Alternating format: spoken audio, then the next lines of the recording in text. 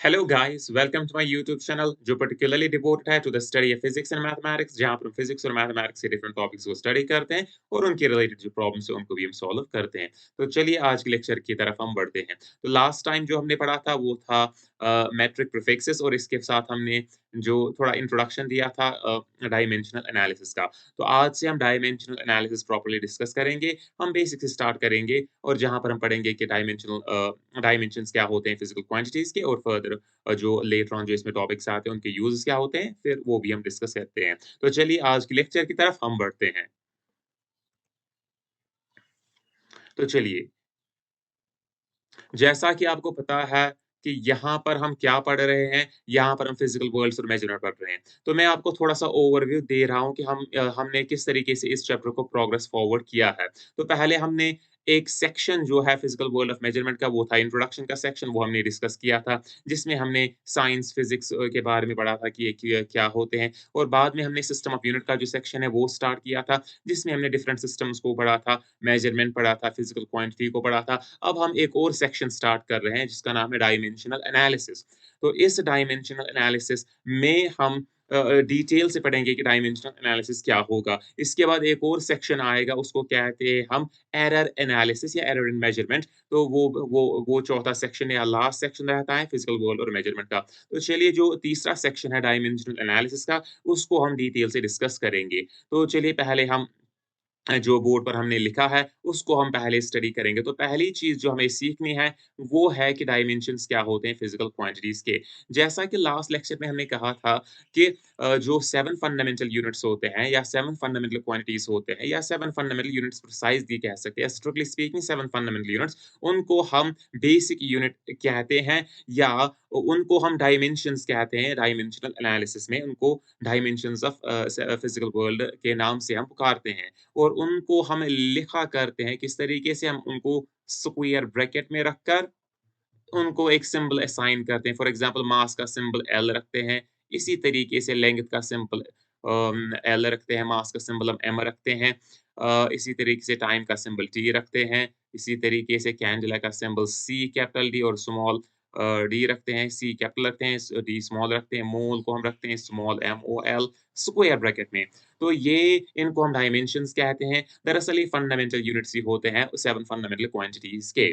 तो इतनी सी basic information के साथ हम पहला पढ़ेंगे कि डायमेंशंस क्या होते हैं फिजिकल क्वांटिटीज़ के। जैसा कि हमने लास्ट लेक्चर में इसको डिस्कस भी किया है कि डायमेंशंस क्या होते हैं फिजिकल वो मतलब क्वांटिटीज़ के स्पेशली डिराइव्ड क्वांटिटीज़ के डायमेंशंस क्या होते हैं। तो चलिए इसको हम फिर से रिवाइज़ करते हैं ताकि जो एक सिस्टमैटिक तरीके से चीज़ों को डेवलप किया जाए। तो पहले हम टेक्स्ट को रीड थ्रू करेंगे ताकि आपको थोड़ा-सा ओवरव्यू मिले कि डायमेंशंस क्या होते हैं। तो चलिए the dimensions of a physical quantity. तो डायमेंशंस एक फिजिकल क्वांटिटी के क्या होते हैं? Dimensions of physical quantity is defined as. तो किस तरीके से डिफाइन किए जाते हैं? ये डिफाइन किए जाते हैं कि ये पावर्स होते हैं। क्या होते हैं? पावर्स होते हैं या एक्सपोनेंट्स होते हैं। एक्सपोनेंट का मतलब ही पावर ही होता है, आप कंफ्यूज ना हो। पावर को समटाइम्स एक्सपोनेंट भी कहते हैं। तो ये पावर्स होते हैं या एक्सपोनेंट्स होते हैं। क्या होते हैं? पावर्स या एक्सपोनेंट से होते हैं। लेकिन ये कौन से पावर्स होंगे? पावर्स तो होंगे, लेकिन ये कौन से पावर्स पेन का कलर अच्छी तरीके से सेट नहीं हो रहा है। ये कौन से पावर्स होंगे? क्लियर?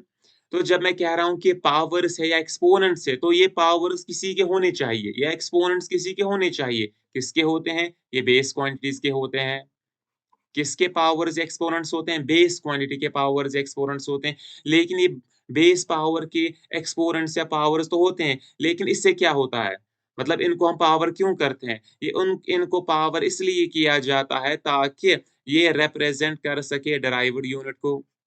किसको ट रिप्रेजेंट कर सके? डिराइव्ड यूनिट को। या हम सिंपली कह सकते हैं कि ये फंडामेंटल क्वांटिटीज़ के जो यूनिट्स है फंडामेंटल यूनिट्स, उनको जब हम पावर या रेज़ करते हैं ताकि हमें डिराइव्ड यूनिट मिले, उनके जो पावर्स होते हैं या उनके जो एक्सपोनेंट्स होते हैं, उन्हीं को हम डायमेंशंस कहते हैं।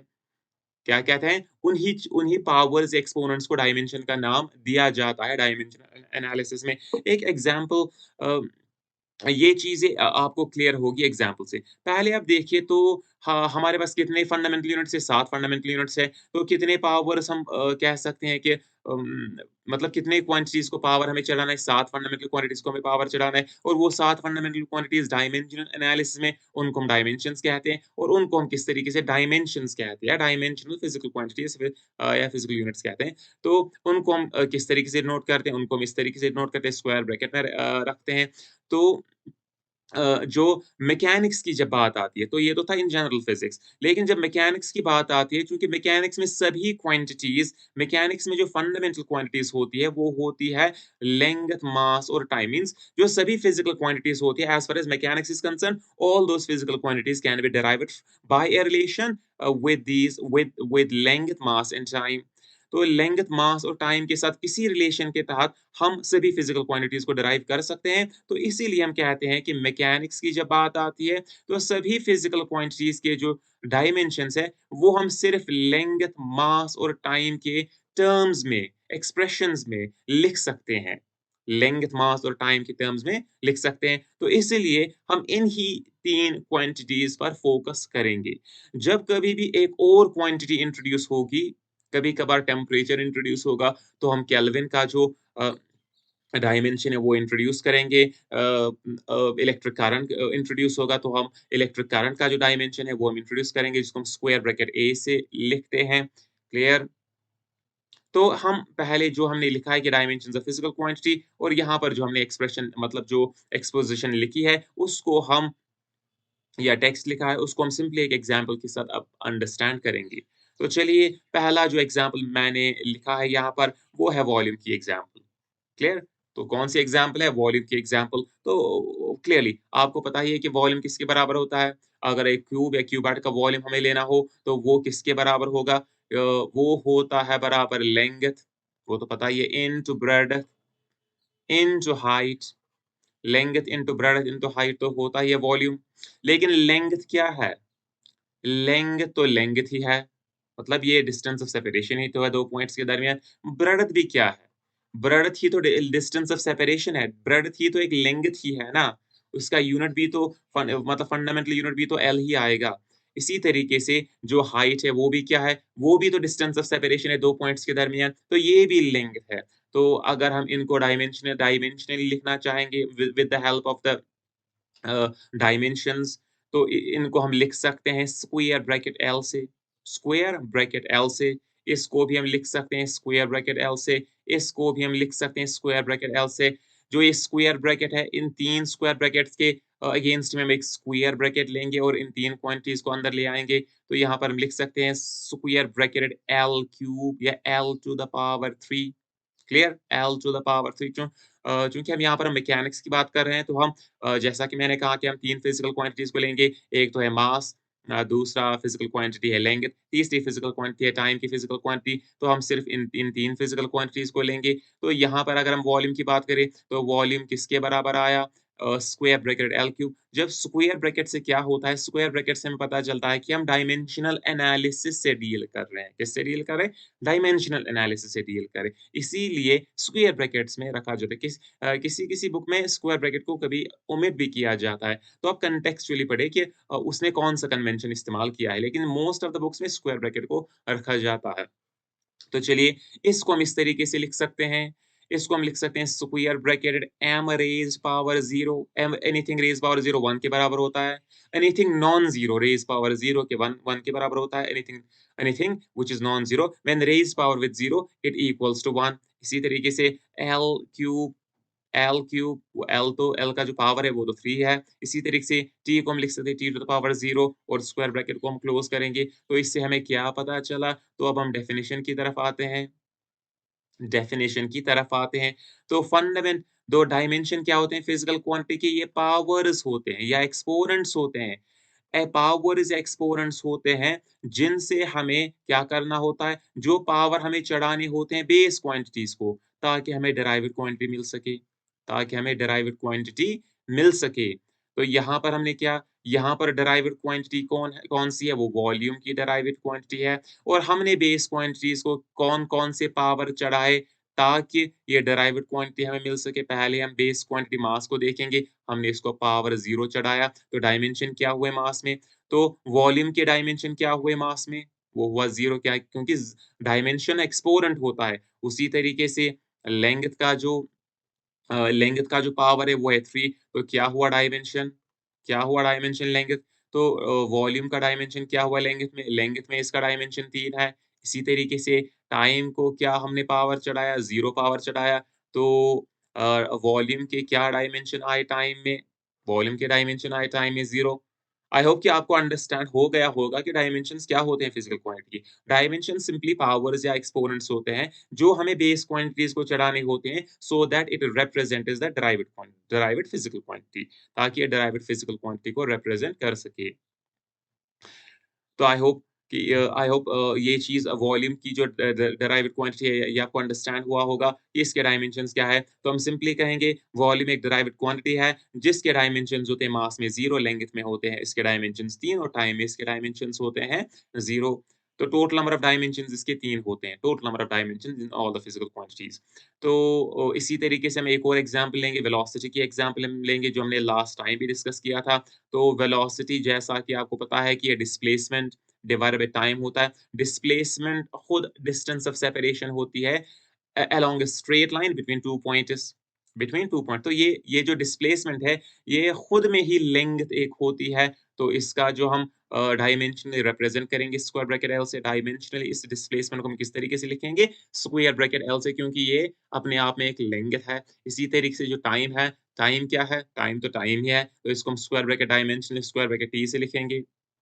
स्क्वायर ब्रैकेट टी से लिखेंगे तो हम क्या लिखेंगे? जो ये स्क्वायर ब्रैकेट है हम एक सिंगल स्क्वायर ब्रैकेट लिखेंगे और क्वांटिटीज़ को अंदर लिखेंगे अब। सभी क्वांटिटीज़ को अंदर लिखेंगे। तो वेलोसिटी किसके बराबर आई? स्क्वायर डायमेंशनली मैं कह रहा हूँ कि वेलोसिटी किसके बराबर आई? तो square bracket m to the power 0 यहाँ पर m कहीं नहीं है तो हमने लिखा m टू द पावर 0। यहाँ पर l का जो पावर है वो है 1 तो यहाँ पर मैंने लिखा l टू द पावर 1। यहाँ पर टाइम का पावर है 1 लेकिन ये है डिनोमिनेटर में, जब ये न्यूमरेटर में जाएगा तो 1 को बन जाएगा -1 तो वही -1 यहाँ पर मैंने लिखा है। तो हम क्या कहेंगे? तो जो ये बेस क्वांट तो ये वेलोसिटी क्या है? वेलोसिटी क्या है? ये डिराइव्ड फिजिकल क्वांटिटी है, ये डिराइव्ड पीक्यू है, फिजिकल क्वांटिटी है। और ये क्या है मास लेंगे तो टाइम। यहाँ पर हमने के कौन-कौन से लिए हैं? यहाँ पर base, physical quantity, PQ physical quantity PQ मैं शॉर्ट लिख रहा हूँ फिज़िकल क्वांटिटी के लिए। तो यहाँ पर मास की बेस क्वांटिटी है, यहाँ पर जो लेंथ की फिज़िकल क्वांटिटी है और यहाँ पर टाइम की बेस फिज़िकल क्वांटिटी है या फंडामेंटल फिज़िकल क्वांटिटी है। यहाँ पर हमने मास को क्या रेज़ पावर किया? यहाँ पर हमने मास को कौन-सा पावर चढ़ाया? 0 पावर चढ़ाया। लेंथ को कौन-सा पावर चढ़ाया? 1 का पावर चढ़ाया और टाइम को कौन-सा पावर चढ़ाया? -1 का पावर चढ़ाया ताकि ये रिप्रेज़ेंट करे वेलोसिटी को। तो हम कहेंगे बाय द डेफिनिशन वेलोसिटी के जो डायमेंशंस होते हैं वो पावर्स होते हैं, जिन पावर से हमें बेस क्वांटिटीज़ को रेज़्ड करना होता है या जो पावर हमें बेस क्वांटिटीज़ पर चलाने होते हैं ताकि हमें क्या मिले? हमें डिराइव्ड क्वांटिटी मिल जाए। तो यहाँ पर हमने वेलोसिटी को जो बेस क्वांटिटीज़ है, वेलोसिटी को हासिल करने के लिए कौन-कौन सी पावर चढ़ाए? पहले हम नोटिस करेंगे कि मास को हमने 0 पावर चढ़ाया तो डायमेंशंस क्या हुए वेलोसिटी के मास में? 0। इसी तरीके से वेलोसिटी को हासिल करने के लिए लेंथ को क्या पावर चढ़ाया? 1 चढ़ाया। तो वेलोसिटी के डायमेंशंस लेंथ में होते हैं 1 और ऑन सिमिलर लाइन्स हम कह सकते हैं कि वेलोसिटी के डायमेंशंस टाइम में क्या होते हैं? -1। आई होप कि डायमेंशंस ऑफ फिजिकल क्वांटिटीज़ क्या होते हैं, ये आपको क्लियर हुआ होगा। क्लियर हुआ होगा। तो चलते हैं नेक्स्ट जो टॉपिक है यहाँ पर या जो इस सेक्शन का जो दूसरा सबसेक्शन है, उसकी तरफ हम चलते हैं। सबसेक्शन है उसकी तरह। तो पहला था कौन-सा? जो पहला पॉइंट था, पहली चीज़ जो हमने डिस्कस की, वो था डायमेंशंस ऑफ फिजिकल क्वांटिटी। अब क्या पढ़ेंगे हम? चलिए इस यहाँ पर हम यूज़ करेंगे।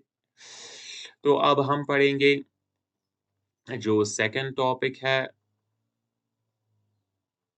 जो सेकंड टॉपिक है इसका, वो हम पढ़ेंगे सेकंड टॉपिक हम पढ़ेंगे डिटेल में पढ़ेंगे।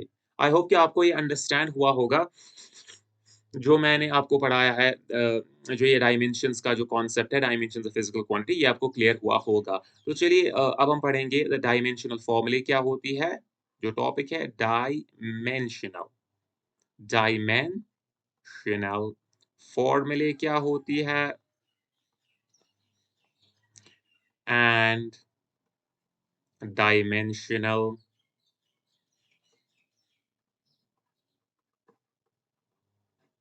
इक्वेशन क्या होती है? डायमेंशनल फॉर्मूले क्या होती है? डायमेंशनल इक्वेशन क्या होती है? तो चलिए हम डेफिनिशंस को लिखेंगे। पहले हम किसकी डेफिनिशन को लिखेंगे?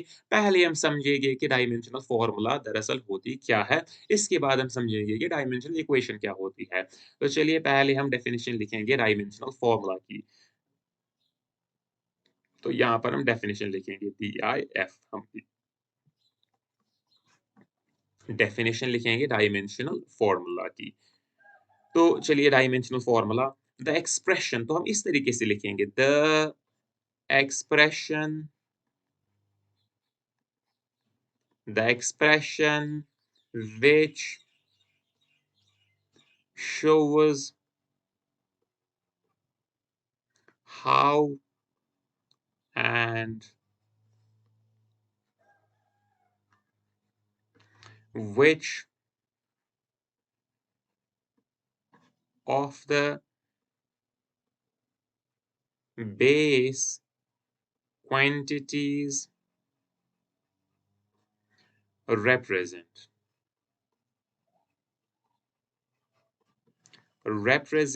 the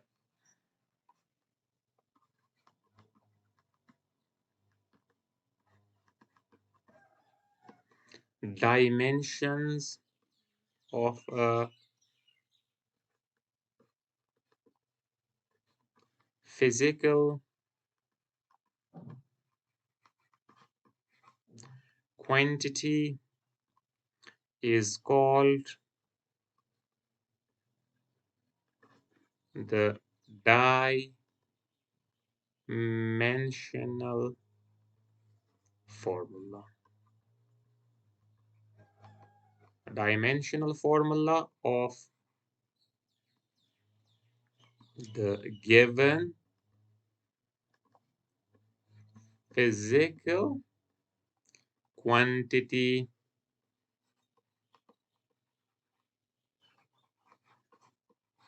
of given physical quantity. तो सॉरी थोड़ा सा ये जो है सेटिंग थोड़ी सी डल गई मतलब चेंज हो गई तो क्लियर ये ठीक है तो डायमेंशन फॉर्मूले और द डायमेंशनल इक्वेशंस को हम डिस्कस कर रहे हैं तो डायमेंशनल डेफिनेशन क्या है तो पहले हम डायमेंशनल फॉर्मूला की डेफिनेशन को देखेंगे कि डायमेंशनल फॉर्मूला की डेफिनेशन होती क्या है तो उसके लिए क्या करेंगे उसके लिए हम सिंपली टेक्स्ट को रीड करेंगे इससे हमें थोड़ा सा ओवरव्यू मिलेगा कि डायमेंशनल फॉर्मूला दरअसल होती क्या है तो हमने क्या लिखा द एक्सप्रेशन यहाँ पर हमने क्या लिखा द एक्सप्रेशन तो एक्सप्रेशन तो एक ऐसा एक्सप्रेशन ऐसा एक स्टेटमेंट ऐसा एक स्टेटमेंट व्हिच शोज जो हमें दिखाता हो किस तरीके से हाउ एंड व्हिच कौन-कौन सी किस तरीके से और कौन-कौन सी base quantities base quantities represent करती है dimensions of a physical quantity तो एक ऐसा एक्सप्रेशन, एक ऐसा स्टेटमेंट जो हमें इन अ सिंगल लाइन ये बताता हो कि कौन-कौन सी जो बेस क्वांटिटीज़ है वो इंट्रोड्यूस या वो इंक्लूड होती है बेस क्वांटिटी को रिप्रेजेंट करने मतलब जो डेराइव्ड फिजिकल क्वांटिटी है उसको रिप्रेजेंट करने के लिए कौन-कौन सी बेस क्वांटिटीज़ इंक्लूड होती है। एक ऐसा मैथमेटिकल एक्सप्रेशन जो हमें दिखाती हो जो हमें दिखाता हो कि जो बेस क्वांटिटीज़ है वो कौन-कौन सी इंक्लूड हुई है जो डेराइव्ड फिजिकल क्वांटिटी है उसको रिप्रेजेंट करने के लिए एक तो ये दिखाता हूँ कि कौन-कौन सी बेस क्वांटिटी इंक्लूडेड है, मतलब इसमें आती है। एक तो ये दिखाता है कौन-कौन सी और दूसरा ये कौन-कौन सी व्हिच से हमें मिलता है और दूसरा दिखाता है कि किस तरीके से हाउ हाउ का मतलब होता है कौन-कौन सी बेस क्वांटिटीज़ इंट्रोड्यूस हुए हैं और उनके पावर्स क्या है। तो एक ऐसा एक्सप्रेशन जो हमें ना सिर्फ़ ये दिखाता हो कि कौन-कौन सी बेस क्वांटिटीज़ इंट्रोड्यूस हुई है डेराइव्ड क्वांटिटी को रिप्रेज़ेंट करने के लिए, बल्कि ये भी दिखाता हो कि उनके पावर्स क्या होने चाहिए। ऐसे एक एक्सप्रेशन को क्या कहते हैं? ऐसे एक एक्सप्रेशन को डायमेंशनल फ़ॉर्मूला कहते हैं। उस गिवन फिज़िकल क्वांटिटी के उस गिवन फिज़िकल क्वांटिटी के डायमेंशनल फ़ॉर्मूला कहते हैं। आई होप कि ये अंडरस्टैंड हुआ होगा। सिंपली क्या होता है ये? सिंपली एक एक्सप्रेशन होता है, जो एक्सप्रेशन ना सिर्फ़ हमें ये दिखाता है कि जो डेराइव्ड फिज़िकल क्वांटिटी है, उसको रिप्रेज़ेंट करने के लिए कौन-कौन सी बेस क्वांटिटीज़ को हमें इंट्रोड्यूस करना है या इंक्लूड करना है। ना सिर्फ़ ये दिखाता हो, बल्कि ये भी दिखाता है कि उनके पावर्स क्या होने चाहिए। उनके पावर्स ऐसे ही एक एक्सप्रेशन को क्या कहते हैं? ऐसी एक एक्सप्रेशन को कहा जाता है dimensional formula of that physical quantity. I hope कि आपको अंडरस्टैंड हुआ होगा। तो चलिए एक एग्ज़ाम्पल हम लेंगे ताकि आपको ये अंडरस्टैंड होगा कंप्लीटली अंडरस्टैंड हो। तो जैसा कि हमने क्या पढ़ा है, हमने वेलोसिटी हमने पहले हम वॉल्यूम की ही लेंगे एग्ज़ाम्पल लेंगे। तो एग्ज़ाम्पल किसकी हम लेंगे? हम वॉल्यूम की एग्ज़ाम्पल लेंगे। हमने क्या देखा पिछले बोर्ड पर या पिछली स्लाइड पर हमने क्या देखा? हमने देखा वॉल्यूम को रिप्रेज़ेंट किससे हम करते हैं? वॉल्यूम को रिप्रेज़ेंट करते हैं m0 L3 T0 से। तो आप देख सकते हैं कि ये एक ऐसा एक्सप्रेशन है, ये जो स्क्वायर ब्रैकेट में सिंगल लाइन में मैंने लिखा, ये एक ऐसा एक्सप्रेशन है जो हमें बताता है कि वॉल्यूम में कौन-कौन सी क्वांटिटीज़ इंक्लूड हुई है और उनके पावर्स क्या है। और इसी एक्सप्रेशन को कहेंगे हम डायमेंशनल फ़ॉर्मूला। इसी एक्सप्रेशन को कहा जाएगा डायमेंशनल फ़ॉर्मूला किसकी? Of a volume. इसको हम कहेंगे डायमेंशनल फ़ॉर्मूला ऑफ वॉल्यूम। ये चीज़ तो एक ऐसा एक्सप्रेशन जो हमें दिखाता हो कि न सिर्फ़ कौन-कौन सी फ़िज़िकल क्वांटिटीज़ को हमें इंट्रोड्यूस करना है, बेस फ़िज़िकल क्वांटिटीज़ को इंट्रोड्यूस करना है, डेराइव्ड फ़िज़िकल क्वांटिटी को रिप्रेज़ेंट करने के लिए, लेकिन ये भी दिखाता हो कि उनके पावर्स क्या होने चाहिए। तो ऐसे एक एक्सप्रेशन को हम कहेंगे डायमेंशनल फ़ॉर्मूला। डायमेंशनल फ़ॉर्मूला से हमें डायमेंशंस ऑफ फिज़िकल क्वांटिटी भी पता चलते हैं कि किस बेस क्वांटिटी में इसके कौन से डायमेंशंस है।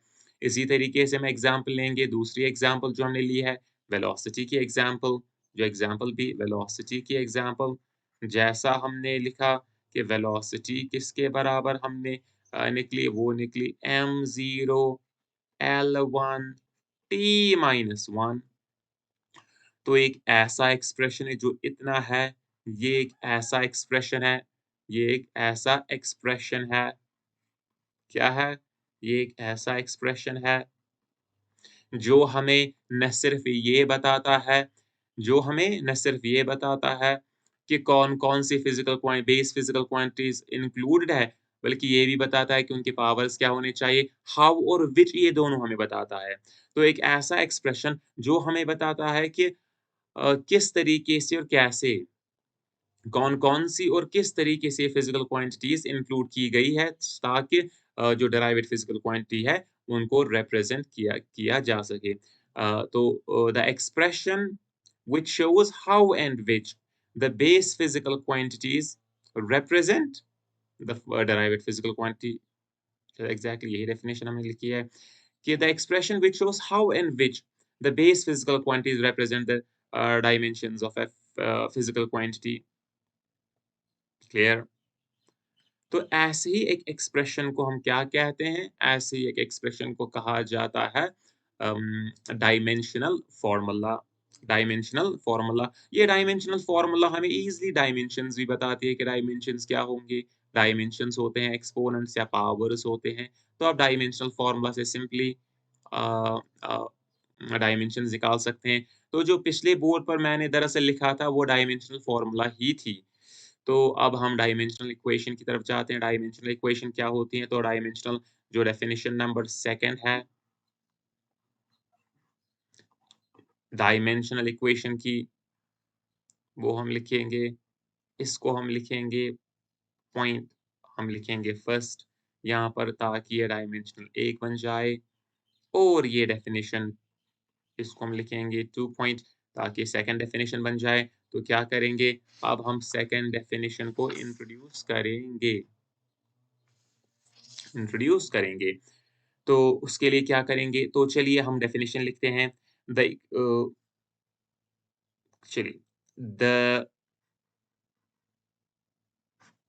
पहले हम बोर्ड को देखेंगे कि बोर्ड कहाँ तक है हमारा, हम पहुँच पाएगा, तो पहुँचेगा, आराम से पहुँचेगा। द इक्वेशन तो दूसरी कौन-सी है? वो है डायमेंशनल इक्वेशन, तो ये इक्वेशन होनी चाहिए। डायमेंशनल फ़ॉर्मूला तो पता है क्या होता है, लेकिन जब डायमेंशनल इक्वेशन की बात आती है, तो ये कोई ना कोई इक्वेशन होनी चाहिए, इसमें साइन ऑफ इक्वालिटी होना चाहिए। तो इसीलिए लिख रहा हूँ कि the equation that is obtained that is obtained when a physical quantity when a physical quantity represented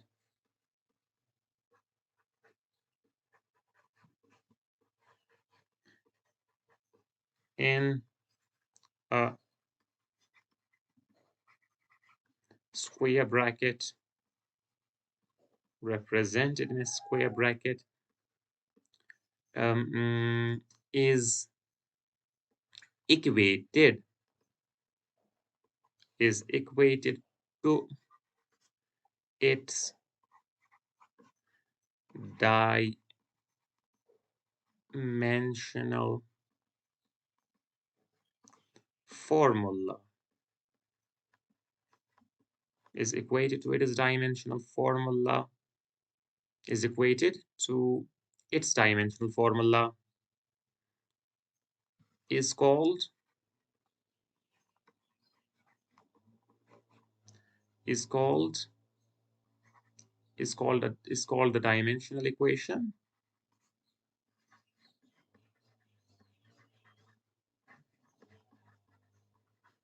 Dimensional equation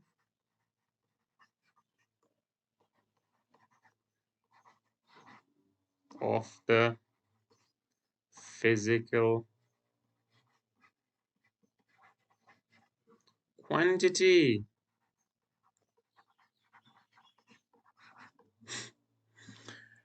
तो सिंपली यहाँ पर हमने डायमेंशनल इक्वेशन की डेफिनेशन लिखी है। डायमेंशनल इक्वेशन पहले हमने डायमेंशनल फॉर्मूला को अंडरस्टैंड किया। अब हम अंडरस्टैंड करेंगे कि डायमेंशनल इक्वेशन होती क्या है। तो डायमेंशनल इक्वेशन को हम एक्सप्लेन करेंगे। तो डायमेंशनल इक्वेशन एक इक्वेशन होती है, तो इसमें साइन ऑफ इक्वालिटी डेफिनेटली होगा। तो डायमेंशनल इक्वेशन एक इक्वेशन होती है, लेकिन कौन-सी इक्वेशन होती है जो हमें मिलती है? क्लियर? एक इक्वेशन जो हमें हासिल होती है जब हम एक फिजिकल क्वांटिटी जो हमने रिप्रेजेंट किया होता है स्क्वायर ब्रैकेट में। फिजिकल क्वांटिटी को हम लेते हैं, उसको हम स्क्वायर ब्रैकेट में रखते हैं और जब हमने इस फिजिकल क्वांटिटी को स्क्वायर ब्रैकेट में रखा और फिर इसको इक्वेट किया इसके डायमेंशनल फॉर्मूला के साथ। किसके साथ इक्वेट किया? डायमेंशनल फॉर्मूला के साथ। तब हम कहते हैं कि हमें एक डायमेंशनल इक्वेशन मिली है। याद रखिए स्क्वायर ब्रैकेट को इसीलिए इंट्रोड्यूस किया जाता है सो दैट आपको ये समझ आए कि हम डायमेंशंस के साथ डील कर रहे हैं। अगर हम सीधे में लिखूँ कि कोई क्वांटिटी इसके बराबर है तो डायमेंशनली ये थोड़ा थोड़ा अच्छा नहीं लगता। तो स्क्वायर ब्रैकेट सिंपली ये इंडिकेट करता है कि हम डायमेंशंस की बात कर रहे हैं, डायमेंशंस की बात कर रहे हैं। तो एक ऐसी इक्वेशन जो हमें मिलती है जब एक फिजिकल क्वांटिटी को उस फिजिकल क्वांटिटी को हम सिंपली स्क्वायर ब्रैकेट में रखेंगे। जब हम फिजिकल क्वांटिटी को इक्वेट करते हैं किसके साथ? इसके डायमेंशनल फॉर्मूला के साथ। तो जो हमें वहाँ पर इक्वेशन मिलती है उसी इक्वेशन को कहा जाता है डायमेंशनल इक्वेशन। क्या कहा जाता है? डायमेंशनल। आई होप कि ये डेफिनिशन आपको अंडरस्टैंड हुई होगी। एक equation which we obtain when the physical quantity represented in a square bracket is equated to its dimensional formula. इसको this mathematical statement is what we call the dimensional equation of that physical quantity. Clear? I hope कि इतना आपको समझ में आया होगा कि dimensional equation दरअसल होती क्या है। तो इसकी हम एग्ज़ाम्पल लेंगे पहले, ज़रा देखेंगे कि बोर्ड को हम फर्दर यूज़ कर सकते हैं कि नहीं, नहीं, बोर्ड तो इतना ही है। तो चलिए हम दूसरे बोर्ड पर जाते हैं। हम एक और लेयर ऐड करेंगे, इसी में हम एग्ज़ाम्पल को डिस्कस करेंगे। तो चलिए एग्ज़ाम्पल हम लेंगे, किसकी एग्ज़ाम्पल हम लेंगे? एग्ज़ाम्पल हम लेंगे अ, हमने पिछली बार जो फिलहाल तो हम वॉल्यूम की एग्ज़ाम्पल लेंगे। पहली एग्ज़ाम्पल जो हम लेंगे वो है वॉल्यूम की एग्ज़ाम्पल। हम वॉल्यूम की एग्ज़ाम्पल लेंगे। वॉल्यूम की एग्ज़ाम्पल वॉल्यूम का जो डायमेंशनल फ़ॉर्मूला है, डायमेंशनल फ़ॉर्मूला है डायमेंशनल फ़ॉर्मूला है, वो क्या है? वो है m0 l3 t0। ये डायमेंशनल फ़ॉर्मूला है वॉल्यूम का। होप ये तो डायमेंशनल, अब डायमेंशनल इक्वेशन क्या होगी? डायमेंशनल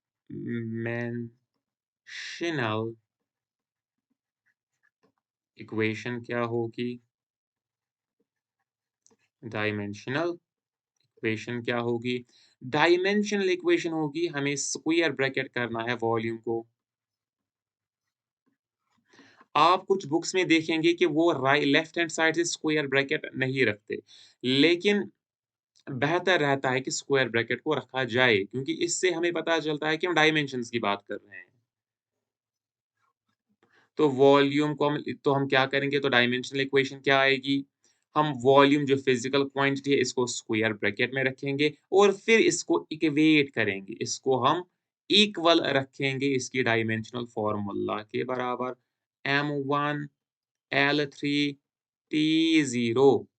तो जो ये एक्सप्रेशन हमें मिला, इसी को कहा जाता है, क्या कहा जाता है? इस एक्सप्रेशन को ही कहा जाता है डायमेंशनल इक्वेशन। इस एक्सप्रेशन को ही कहा जाता है डायमेंशनल इक्वेशन। Dimensional equation. इसी तरीके से हम एक और एग्जांपल लेंगे।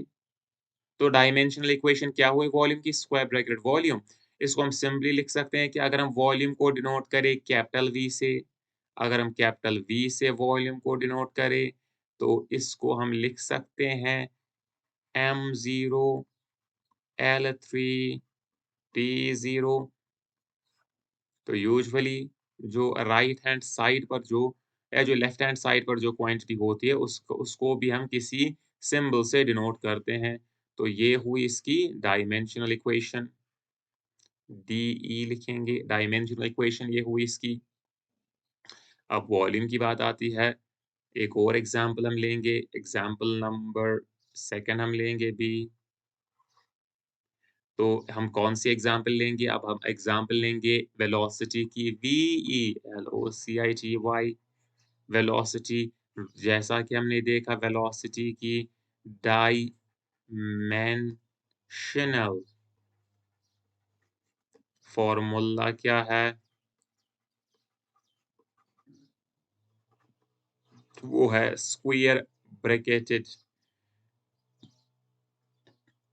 m0 l1 t-1। ये तो इसकी डायमेंशनल फॉर्मूला है। तो हम क्या करेंगे? डायमेंशनल इक्वेशन को हासिल करने के लिए हम वेलोसिटी को स्क्वायर ब्रैकेट करेंगे। वेलोसिटी जो फिज़िकल क्वांटिटी है इसको हम स्क्वायर ब्रैकेट करेंगे। फिर इसको इक्वेट करेंगे किसके साथ? अपनी डायमेंशनल फ़ॉर्मूला के साथ m1 l1 t-1। इसको हम क्या करेंगे? वेलोसिटी को भी हम एक सिंबल से डिनोट करेंगे, स्मॉल v से इसको यूजुअली डिनोट किया जाता है वेलोसिटी को। तो स्क्वायर ब्रैकेट स्मॉल v होगा बराबर m नॉट L1 t-1। तो जो ये यहाँ पर हमें मिला इसी को कहते हैं, क्या कहते हैं? Dimensional equation. इसको क्या कहते हैं? डायमेंशनल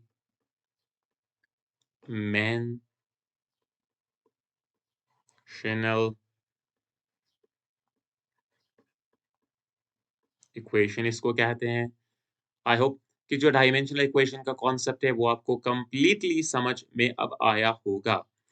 तो डायमेंशनल इक्वेशंस या डायमेंशनल फार्मूला या डायमेंशनल इक्वेशंस ये one and the same thing in some terms ये एक ही जैसे मतलब इनसे हमें एक ही तरह की इंफॉर्मेशन हासिल होती है, वो होती है डायमेंशंस ऑफ फिजिकल क्वांटिटीज क्या होते हैं सिंपली। लेकिन ये लिखने के तरीके डिफरेंट होते हैं। डायमेंशनल फार्मूला में सिंपली हम फार्मूला को देते हैं, लेकिन डायमेंशनल इक्वेशन में हम सिंपली फिजिकल क्वांटिटी को इसकी डायमेंशनल फार्मूला से इक्वेट करते हैं सिंपली। नो नो मतलब nothing additional information is gained. ये सिंपली लिखने का एक तरीका है। डायमेंशनल फ़ॉर्मूला में सिर्फ़ फ़ॉर्मूला लिखी जाती है। डायमेंशनल इक्वेशन में जो फिज़िकल क्वांटिटी है वो लेफ्ट हैंड साइड में नोटिफ़ाई की जाती है, उसको भी लिखा जाता है वहाँ से।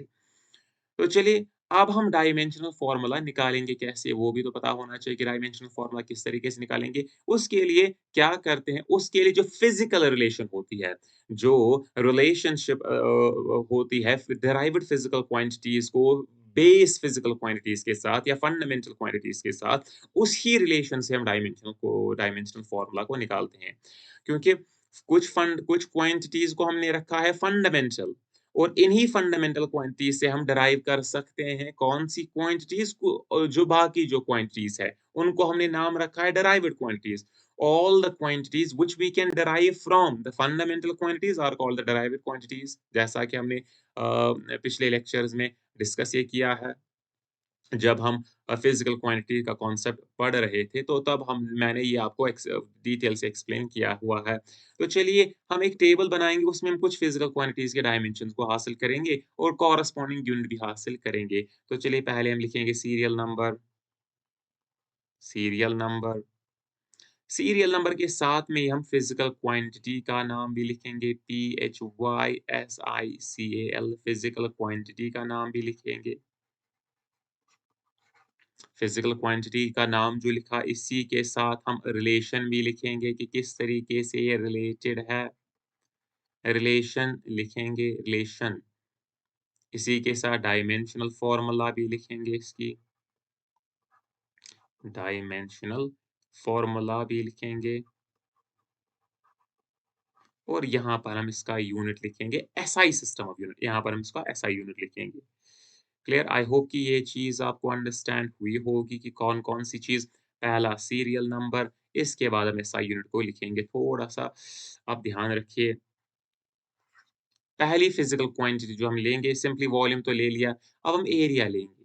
पहली फिज़िकल क्वांटिटी हम एरिया लेंगे। एरिया की क्या रिलेशन होती है? एरिया होती है लेंग्थ इनटू ब्रेड्थ। ये क्या होती है? Length LENGTH length into breadth DTH। ये लेंग्थ इनटू ब्रेड्थ होती है। लेंग्थ क्या होती है? डायमेंशनली क्या होती है? लेंग्थ होती है डिस्टेंस ऑफ सेपरेशन। लेंग्थ ही होती है तो डायमेंशनली क्या लिखेंगे? L लिखेंगे। ब्रेड्थ भी क्या होती है? ब्रेड्थ भी तो लेंग्थ ही होती है एक, तो इसको भी हम लिखेंगे L स्क्वायर ब्रैकेट L। तो इसकी डायमेंशनल फॉर्मूला क्या है? क्योंकि इस एक्सप्रेशन में कहीं पर M नहीं है, तो हम लिखेंगे M0। यहाँ पर 2 L है तो L2। T0 T भी कहीं पर नहीं है, तो एरिया की डायमेंशनल फॉर्मूला क्या आई? M0 L2 T minus 1 T2 T0। तो एसआई यूनिट का क्या आएगा इसका? हमें देखना है कि एसआई यूनिट या इसका तो किलोग्राम आ रहा है, तो ये दरअसल ये बेस फिजिकल क्वांटिटी तो एरिया में है ही नहीं क्योंकि इसका डायमेंशन 0 है, ये भी है ही नहीं। तो इसका जो एसआई यूनिट आएगा ये लेंग्थ स्क्वायर लेंग्थ जो फंडामेंटल क्वांटिटी लेंग्थ है उसका जो एसआई यूनिट है वो है मीटर। तो हम लिखेंगे इसका आएगा मीटर और साथ में ऊपर इसका डायमेंशन भी साथ में नोट करेंगे। स्क्वायर मीटर स्क्वायर इसका एसआई यूनिट आएगा। इसी तरीके से हम दूसरा एग्ज़ाम्पल लेंगे, दूसरी एग्ज़ाम्पल हम लेंगे एक्सेलरेशन की हम एग्ज़ाम्पल लेंगे। एक्सेलरेशन की एक्सेलरेशन की क्योंकि वेलोसिटी तो हो गया। हमने रिलेशंस में इनको डिस्कस किया। तो एक्सेलरेशन किसके बराबर होती है? एक्सेलरेशन होती है change in velocity. Change in velocity. तो हम सिम्बॉलिकली इसको लिखेंगे ताकि ये पहुँच पाए यहाँ पर। सिम्बॉलिकली हम इसको लिखेंगे। ये होती है चेंज इन वेलोसिटी। क्या होती है? ये होती है final velocity minus initial velocity divided by time divided by time taken for this change to take place or for this change to happen. तो टाइम ही होता है वो नीचे से डिवाइडेड। तो एक्सेलरेशन होती है change in velocity divided by time, change in velocity divided by time. Velocity के जब हम 2 वेलोसिटीज़ को सब्ट्रैक्ट करेंगे, वहाँ से क्या मिलेगी? वहाँ से हमें वेलोसिटी ही मिलेगी। क्या मिलेगी? 2 वेलोसिटीज़ को सब्ट्रैक्ट करके वेलोसिटी ही मिलती है। 2 मासेस को सब्ट्रैक्ट करें मास ही मिलता है। 2 लेंग्थ्स को सब्ट्रैक्ट करके लेंथ ही मिलती है। तो इसी तरीके से 2 वेलोसिटीज़ को सब्ट्रैक्ट करके वेलोसिटी ही मिलेगी। अब देखेंगे वेलोसिटी की डायमेंशनल फ़ॉर्मूला क्या है, वो तो आपने देख रखा है कि वेलोसिटी की डायमेंशनल फ़ॉर्मूला क्या है। हमें एक और वेलोसिटी की डायमेंशनल फ़ॉर्मूला क्या है? वेलोसिटी की डायमेंशनल फ़ॉर्मूला ये है m0 L1 T-1 जो मैंने आपको दिखाया है एग्ज़ाम्पल में। और टाइम, टाइम किस तरीके से हम डायमेंशनल लिखते हैं? Square bracket T। तो जो इसका जो डायमेंशनल फ़ॉर्मूला है वो क्या आएगा? वो आएगा हम एक ही स्क्वायर ब्रैकेट लिखते हैं और सभी फिज़िकल क्वांटिटीज़ को उसी स्क्वायर ब्रैकेट में लिखने की कोशिश करते हैं। तो m0 तो आ गया, L का पावर तो 1 आ गया, यहाँ पर T-1 है, लेकिन यहाँ पर T1 है। जब ये T ऊपर चढ़ेगा, तो बेस सेम आएगी या सिंपली बेसिस तो सेम है, लेकिन पावर्स क्या होंगे? डिवीज़न में सब्ट्रैक्ट होंगे। तो -1 वो आएगा -2 के बराबर, तो T-2 तो इसका क्या आया?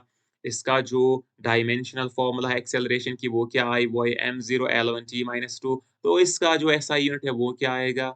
सिंपली आप कह सकते हैं, पहला जो किलोग्राम है, वो तो नहीं आएगा क्योंकि किलोग्राम यहाँ पर मास का रेज़ पावर 0 मास तो एक्चुअली वहाँ पर है ही नहीं, एक्सेलरेशन में मास है ही नहीं होता, मतलब होता ही नहीं है।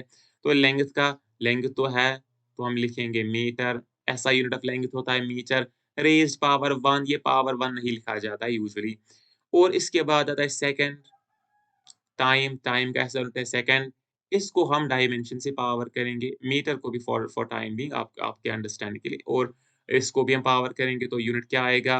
मीटर, इसको हम पढ़ते हैं पर सेकंड स्क्वायर क्योंकि सेकंड नीचे दरअसल है क्योंकि यहाँ पर माइनस पर सेकंड। तो ऐसा यूनिट क्या आ गया एक्सेलरेशन का? मीटर पर सेकंड स्क्वायर। मीटर पर सेकंड स्क्वायर। अब हम थोड़ा इस चीज़ को इधर लिखेंगे ताकि जो डायमेंशनल फ़ॉर्मूला है वो ईज़िली हम डिराइव कर सकें। तो इसी के साथ एक्सेलरेशन के साथ हो गया। अब हम फ़ोर्स लेंगे। फ़ोर्स की डायमेंशनल फ़ॉर्मूला क्या है? फ़ोर्स की डायमेंशनल फ़ॉर्मूला क्या है?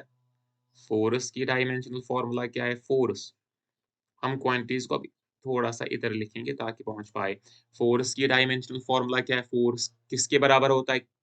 हमें पता है कि फ़ोर्स होता है मास इनटू एक्सेलरेशन, मास इनटू एक्सेलरेशन। तो इसकी डायमेंशनल फ़ॉर्मूला क्या आएगी? इसकी डायमेंशनल फ़ॉर्मूला क्या आएगी? हम इसको पहले मिटाएँगे ताकि ये किसी अलाइनमेंट में रहे, किसी अलाइनमेंट में रहे। यहाँ पर हम पहले एक पेन को चूज़ करते हैं, तो किसी अलाइनमेंट में रहे, यहाँ पर हम लिखेंगे। तो फ़ोर्स किसके बराबर होता है? फ़ोर्स की क्या रिलेशन होती है? फ़ोर्स होता है मास इनटू एक्सेलरेशन जैसा कि 9th की क्लास में आपने पढ़ा ही होगा। Force is equal to mass into acceleration. Mass को किस तरीके से हम डायमेंशनली लिखते हैं? मास को हम सिंपली स्क्वायर ब्रैकेटेड m लिखते हैं, जिसका पावर 1 ऑब्वियसली है और एक्सेलरेशन की डायमेंशन क्या है? एक्सेलरेशन का डायमेंशन m0 L1 T-2 है। तो जो फ़ोर्स का डायमेंशन है वो क्या आएगा? फ़ोर्स का डायमेंशन आएगा m1 L1 T-2 एक ही स्क्वायर ब्रैकेट लिखते हैं। यहाँ पर बेसिस सेम आ रही है, पावर्स ऐड होंगे 1 + 0 आएगा 1, यहाँ पर लेंथ का पावर भी 0, टाइम का पावर भी 0 है, तो ये आ गई डायमेंशनल फ़ॉर्मूला किसकी? फ़ोर्स की डायमेंशनल फ़ॉर्मूला ये आ गई। किसकी फ़ॉर्मूला? डायमेंशनल फ़ॉर्मूला और आपको ये याद रखना है, डेफ़िनेटली आपको याद रखना है। अगर आपको कोई पूछे कि what is the dimensional formula force आपको सिंपली लिखना है m1 L1 T-2 जब आप डायमेंशनल फॉर्मूला कहते हैं ऑब्वियसली स्क्वायर ब्रैकेट ऑब्वियसली वहाँ पर इंट्रोड्यूस मतलब लिखना पड़ता है। तो अगर आपको अब यूनिट डिराइव करना हो, एसआई यूनिट डिराइव करना हो तो आप क्या कहेंगे? तो मास फ़ोर्स में होता है तो आप किलोग्राम लिखेंगे। किलोग्राम का पावर आप डायमेंशन 1 रखेंगे, मीन्स डायमेंशन से हमें रेज़ पावर करना है। जो लेंथ है, लेंथ का जो एसआई यूनिट है वो है मीटर, आप मीटर भी लिखेंगे, उसको भी पावर करेंगे। और टाइम जो ये मुझे यहाँ पर लिखना है, लेकिन यहाँ पर स्पेस कम होने की वजह से मैं इसको यहाँ पर लिखूँगा। इसके बाद आता है टी सेकंड होता है टी टू द पावर -1 तो इसका यूनिट क्या आ गया? ये आ गया किलोग्राम मीटर पर सेकंड स्क्वायर। इस यूनिट को हम ने एक नाम दे रखा है। इस यूनिट को हमने एक नाम दे रखा है और वो नाम क्या है? वो है न्यूटन। तो दरअसल न्यूटन होता है किलोग्राम मीटर पर सेकंड स्क्वायर और उसको डिनोट किया जाता है एन से, उसको लिखा जाता है एन से। किससे लिखा जाता है? एन से उसे लिखा जाता है। तो चलिए, अब बारी आती है एक और फिज़िकल क्वांटिटी की। फ़ोर्स तो हो गया। अब कौन-सी physical quantity? Momentum physical quantity है मोमेंटम, उसका अभी हम डायमेंशनल फ़ॉर्मूला गेन करेंगे। मोमेंटम मोमेंटम मोमेंटम मोमेंटम किसके बराबर होता है? आपको पता ही होना चाहिए मोमेंटम किसके बराबर होता है। हम थोड़ा अब जो ये रिलेशन वाला पार्ट है, थोड़ा हम यहाँ पर लिखेंगे। जो ये वाला पार्ट है, जो ये सीक्वेंस चल रही है यहाँ से, इस सीक्वेंस को आप थोड़ा आप इस साइड से चलाएँगे, ताकि जो यहाँ पर हमें स्पेस रह जाए लिखने के लिए। तो मोमेंटम किसके बराबर होता है? मोमेंटम होता है बराबर मास इनटू वेलोसिटी। जो ये पोर्शन है ये कहाँ पर हम लिखेंगे? जो ये पोर्शन है, ये मैं अब मतलब हम थोड़ा इसको चेंज कर रहे हैं, यहाँ पर लिखूँगा। जो ये इस यहाँ पर कॉलम चल रहा है, इसको मैं थोड़ा शिफ्ट कर रहा हूँ यहाँ पर ताकि यहाँ पर थोड़ी स्पेस रह जाए। तो द मास को हम कैसे लिखते हैं डायमेंशनली? स्क्वायर ब्रैकेटेड m से लिखा जाता है और वेलोसिटी की डायमेंशनल फ़ॉर्मूला क्या है? वो है m0 L1 t-1 तो डायमेंशनल फ़ॉर्मूला क्या आई? एक ही स्क्वायर ब्रैकेट लेते हैं। यहाँ पर m1 है, यहाँ पर m0 है, तो टोटल पावर कितना आया m का? 1 आ गया। l का पावर कितना आ गया? 1 आ गया और t का पावर कितना आ गया? -1 आ गया। तो ये आ गई मोमेंटम की dimensional formula m1 L1 t-1 m1 L1 t-1 तो इसका यूनिट क्या आएगा? इसका यूनिट सिंपली जो ये यूनिट वाला पार्ट है इसको हम यहाँ पर लिखेंगे।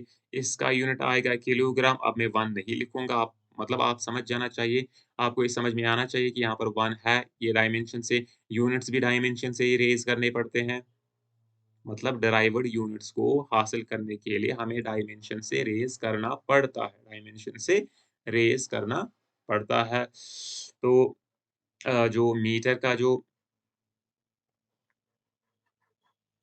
का जो वो है मीटर, लेकिन जो सेकंड का है वो लिखना है। तो किलोग्राम मीटर पर सेकंड मोमेंटम का यूनिट है। इसी तरीके से एक और फिज़िकल क्वांटिटी चलिए हम एक और फिज़िकल क्वांटिटी मुझे लगता है यहाँ पर आ सकती है। तो एक और फिज़िकल क्वांटिटी वर्क की फिज़िकल क्वांटिटी हम लेंगे। वर्क या सिंपली या एनर्जी जो सेम मीनिंग कैरी करता है क्योंकि एनर्जी का यूनिट भी सेम एनर्जी और वर्क के दरमियान रिलेशन है। 9th में आपने थोड़ा-सा इसके बारे में पढ़ा होगा। वर्क किसके बराबर होता है? वर्क होता है तो बताइए वर्क किसके बराबर होता है? रिकैप्चुलेट कीजिए थोड़ा-सा। वर्क होता है फ़ोर्स इंटू और क्या होता है? Force into displacement. डिस्प्लेसमेंट को हम एस से लिखेंगे। फ़ोर्स इंटू डिस्प्लेसमेंट, ये डिस्प्लेसमेंट है यहाँ पर। क्या है? डिस्प्लेसमेंट। फ़ोर्स की डायमेंशनल फ़ॉर्मूला क्या है? ज़रा बताइए? फ़ोर्स की डायमेंशनल फ़ॉर्मूला क्या है? बताइए? m पावर क्या है? m1 L1 t-2 आपको याद रखना है। m1 L1 t-2 dimensional formula है। साथ में ये डिस्प्लेसमेंट है। डिस्प्लेसमेंट क्या होती है? डिस्प्लेसमेंट खुद एक लेंथ होती है और इसका डायमेंशनल फ़ॉर्मूला है, उसको डायमेंशनली कैसे लिखते हैं? ये डायमेंशनल फ़ॉर्मूलाज़ होते हैं, लेकिन डिस्प्लेसमेंट को यही से हम लिखते हैं कि ये स्क्वायर ब्रैकेट L से हम डिनोट करते हैं। तो इसकी डायमेंशनल फ़ॉर्मूला क्या आई? y m1 यहाँ पर L है, यहाँ पर एक L इसका पावर भी 1 है। वो 1 + 1 to L2 t-2 m1 L2 t-2 m1 L2 t-2 ये होती है एनर्जी या वर्क की जो फिज़िकल क्वांटिटी है, उसकी जो डायमेंशनल फ़ॉर्मूला आती है वो m1 L2 t-2 इसके यूनिट क्या आएँगे? यहाँ पर हम लिखेंगे, इसके यूनिट आएँगे ऑब्वियसली किलोग्राम तो होगा ही, पावर रेज़ पावर 1। इसके बाद आता है मीटर रेज़ पावर 2।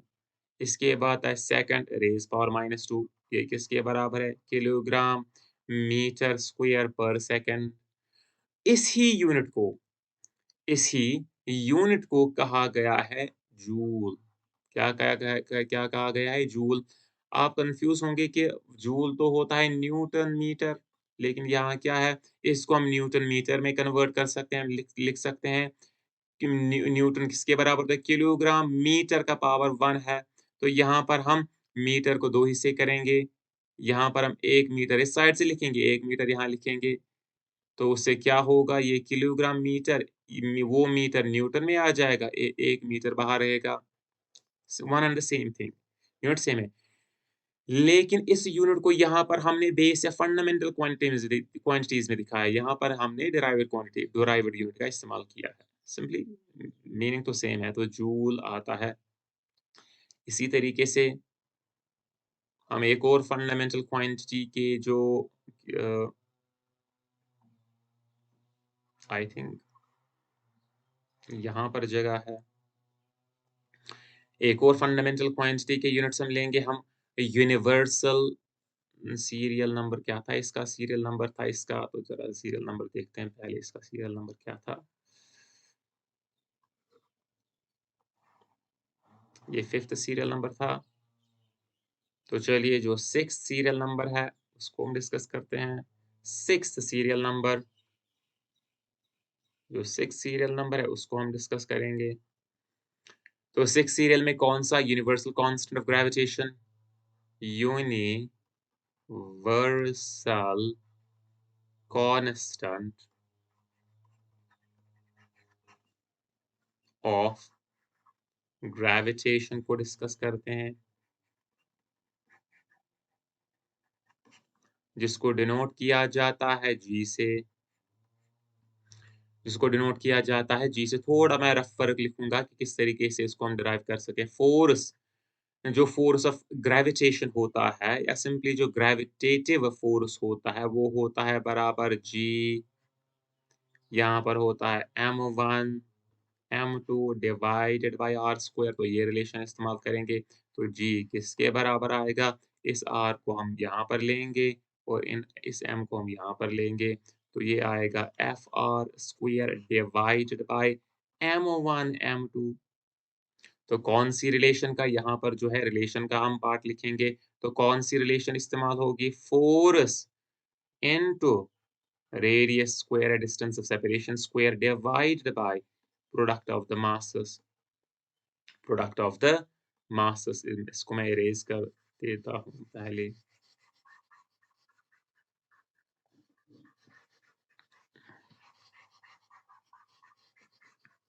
हुँ, इसको इरेज़ कर देते हैं। तो अब डायमेंशनल फ़ॉर्मूला लिखेंगे। तो फ़ोर्स की डायमेंशनल फ़ॉर्मूला क्या है? या m1 L1 t-2 इनटू अरे ये क्या होती है? डिस्टेंस ऑफ सेपरेशन होती है। डिस्टेंस ऑफ सेपरेशन तो डिस्टेंस भी क्या होती है? लेंथ ही होती है और लेंथ को किस तरीके से हम डायमेंशन लिखते हैं? स्क्वायर ब्रैकेट L, लेकिन बाहर इसके पावर है 2, वो पावर मैं L पर चढ़ाऊँगा। जो बाहर पावर है 2, वो मैं अंदर भी ले ले आ सकता हूँ और L पर चढ़ाऊँगा। L2 है डिवाइडेड बाय M को हम डायमेंशनली किस किस तरह से लिखते हैं? M से ही। और इस m को भी हम डायमेंशन ये दोनों चूँकि मास है, तो मास को हम डायमेंशनली किस तरीके से लिखते हैं? स्क्वायर ब्रैकेट m से। और यहाँ पर 2 मास है, तो 2 स्क्वायर ब्रैकेट m आएँगे। तो फ़ॉर्मूला क्या आएगी? पहले हम काउंट करते हैं 1 m और यहाँ पर इस तरीके से लिखेंगे हम। एक स्क्वायर ब्रैकेट यहाँ पर m1 यहाँ पर हम पहले l को अंदर लाएँगे तो ये l3 बन जाएगा और t-2 रह जाएगा। नीचे क्या आएगा? नीचे आएगा m⁴ और इसको हम और सिम्प्लीफाई करेंगे तो m इसको हम ऊपर ले जाएँगे तो ये माइनस बन जाएगा तो वहाँ पर 1 - 2 आता है m⁻⁻1 l3 t-2 तो ये आ गई dimensional formula universal constant of gravitation की यूनिवर्सल कांस्टेंट ऑफ ग्रेविटेशन की ये फार्मूला आ गई यूनिवर्सल कांस्टेंट ऑफ ग्रेविटेशन की। अब इसका एसआई यूनिट क्या है? सिंपली आप लिख सकते हैं kilogram raise power -1 metre cube raise power तो इसका डायमेंशनल फार्मूला मतलब एसआई यूनिट में इसका यूनिट ये आएगा। इसका जी का यूनिट यही आएगा। तो क्लियर। अब हम एक और फिज़िकल क्वांटिटी लेंगे, उसके डायमेंशन मैं 7 आपको दिखाऊँगा। हम लेंगे अब एक और डायमेंशन हम लेंगे सरफेस टेंशन का। सरफेस टेंशन का हम लेंगे। सरफेस टेंशन को हम लेंगे। पहले हमें पता होना चाहिए सरफेस टेंशन किसके बराबर होता है। सरफेस टेंशन की डेफिनिशन होती है, ये होता है force per unit length. Length को हम एल से लिखेंगे। ये फ़ोर्स पर यूनिट लेंथ होता है। सरफेस टेंशन क्या होता है? Force per unit length. और आप ये डिटेल में आगे पढ़ेंगे, आगे के चैप्टर्स में पढ़ेंगे। तो फ़ोर्स का क्या डायमेंशनल फ़ॉर्मूला है? m1 l1 t-2 लेंथ को किस तरीके से लिखते हैं? L से। तो डायमेंशनल फ़ॉर्मूला क्या आएगी सरफेस टेंशन की? वो आएगी m1 l0 t-2 और इसका यूनिट क्या आएगा? वो आएगा किलोग्राम सेकंड। सिंपली ये इसका यूनिट आएगा या इसको हम सिंपली इस तरीके से लिखते हैं न्यूटन पर मीटर। न्यूटन पर यहाँ पर मीटर इंट्रोड्यूस करेंगे, नीचे भी मीटर, इस तरीके से। लेकिन ये होता है in terms of derived unit. Usually for simplification हम in terms of derived unit ही लिखते हैं। जो ये फंडामेंटल यूनिट्स में एक्सप्रेस करना, ये थोड़ा लेंथी हो जाता है, तो डेराइव्ड यूनिट से हम लिखते हैं। तो चलिए आज का जो लेक्चर है, वो हम यहीं पर एंड करते हैं। मिलते हैं next time with the next topic. Tata, bye bye.